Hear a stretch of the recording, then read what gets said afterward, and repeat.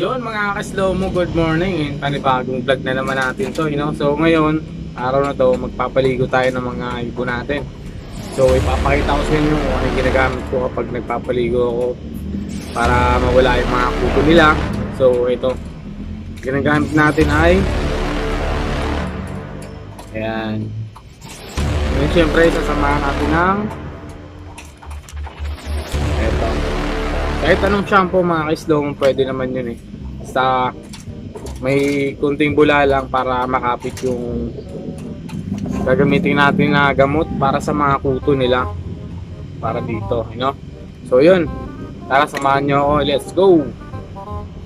And then yun, let's go! Simulan na natin yung paligo natin. And then ito, papakita ko muna sa inyo. Ito yung timba.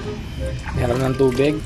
Saktong tubig lang mga ka-slow mo, So ito naman yung mga ibon natin. Kinuha ko na muna sila, kinulong ko na dyan para hindi na ako mahirapan magkuha ng isa-isa, So ito naman yung gagamitin natin, So paalala ko lang pala mga ka-slow mo sa mga bawal na ibon para dito sa zero mic natin. Bawal yung naglulugon, yung mga naglilimlim mga ka-slow mo, So makaka-apekto yan sa pakpak nila kapag nagtutubo. So maaaring magkasakit. And syempre mas masasaktan sila mga ka-slow mo kapag naglulugon tapos papaliguan natin ng may samang gamot, So yun, iwasan natin yun mga ka-slow mo. And then yun, tara let's go. Simulan na natin. Ihalo natin dito yung shampoo tsaka yung gamot, So tara, let's go.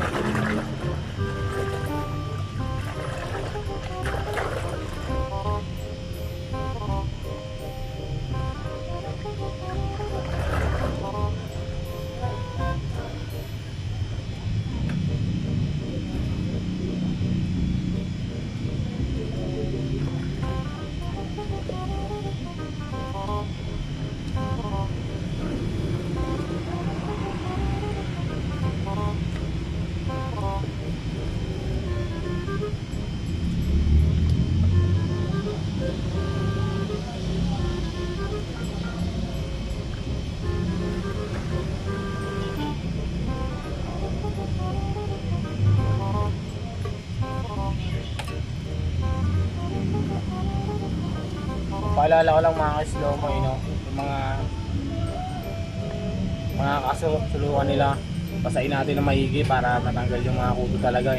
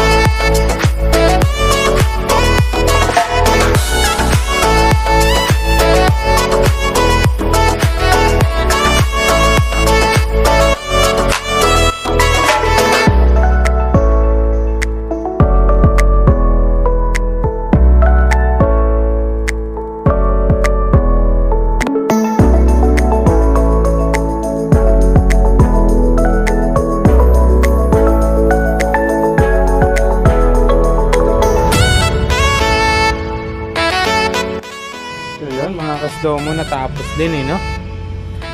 Ayan sila. Kailangan ganyan mga ka-isdomo, basang-basa talaga no? Para tanggal talaga yung mga kuko nila.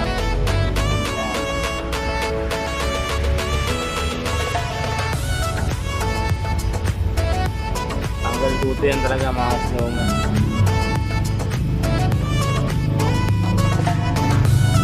Yun mga ka-isdomo, hindi hanggang dito lang tayo no. Kung napapansin nyo nga para mga ka-isdomo, bagong kulungan nila. Riniper ko lang yung kulungan nila dyan dati. So ginawa ko, pinaikli ko lang. Hindi ko na sila pinapatapak sa semento kasi nadudungayan lagi eh. Pangit tignan, dugyot. Kaya ginawa ko, yun na lang.